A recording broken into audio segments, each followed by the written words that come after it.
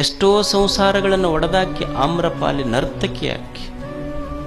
ಹುಡುಗರು ಆಕೆಯನ್ನು ನೋಡಿ ಹುಚ್ಚ ಹಿಡಿದು ಹೋಗ್ತಿದ್ರು, ಅಷ್ಟು ಸಂಪತ್ತು ಬಂದಿತ್ತು ಆಕೆ ಹತ್ರ. ಒಂದು ದಿವಸ ಬುದ್ಧನ ಹತ್ರ ಬರ್ತಾಳೆ. ಬುದ್ಧನ ಹತ್ರ ಬಂದು ನಮಸ್ಕಾರ ಮಾಡುತ್ತಾಳೆ. ನಾನು ಜೀವನದಲ್ಲಿ ಬಹಳ ಪಾಪದ ಕೆಲಸ ಮಾಡೀನಿ, ಕೆಟ್ಟ ಕೃತ್ಯಗಳನ್ನು ಮಾಡೀನಿ ಭಗವಂತ. ನಾನು ಎಷ್ಟು ಪಾಪ ಮಾಡೀನಿ ಅಂದ್ರೆ ಅದು ಏನು ಮಾಡೋದು ತೊಳಿಲಿಕ್ಕೆ ಸಾಧ್ಯ ಇಲ್ಲ, ಅಷ್ಟು ಪಾಪ ಕೃತ್ಯಗಳನ್ನು ಮಾಡೀನಿ. ನಾನು ಪುಣ್ಯವಂತಳಾಗಬೇಕಂತ ನಿನ್ನ ಹತ್ರ ಬಂದೀನಿ, ನನಗೆ ದಾರಿ ತೋರಿಸು. ಬುದ್ಧ ಅಂತಾನ, ನೀ ಏನೂ ಮಾಡೋದು ಬೇಡ, ಪ್ರವಚನ ನಡೆದಿರ್ತಿದ್ದಿಲ್ಲ, ಸುಮ್ಮ ಕೂಡಿಲ್ಲ.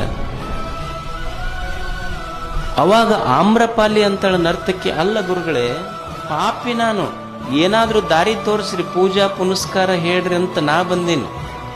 ನೀವಂತೀರೆಲ್ಲ ಸುಮ್ಮನ ಕುಂದ್ರಂತೀರಲ್ಲ, ಸುಮ್ಮನ ಕುಂತ್ರ ನಾ ಮಾಡಿದ ಪಾಪ ಬೆಟ್ಟದಷ್ಟಿದೆ. ಸುಮ್ಮನ ಕುಂತ್ರ ಹೆಂಗೆ ತಿಳಿಯಾದೀತದು ಪಾಪ.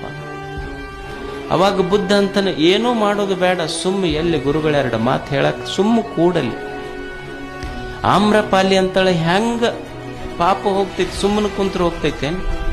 ಬುದ್ಧ ಅಂತಾನೆ, ಒಂದು ಕೆರಿ ಐತಿ ನೋಡಿ, ಕೆರಿ ನೀರ ಎಮ್ಮೆ ಅದು ಅಡ್ಡಾಡಿ ಗೊಡಗಾಗ್ಯಾವ ಅದ್ರಾಗ.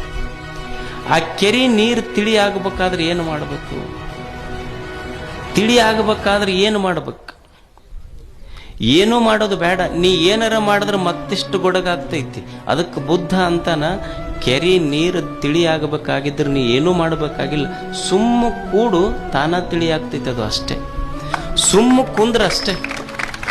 ಸುಮ್ಮನ ಕುಂತ್ರ ಗೊಡಗ ನೀರು ತಿಳಿ ಆಗ್ತೈತಿ.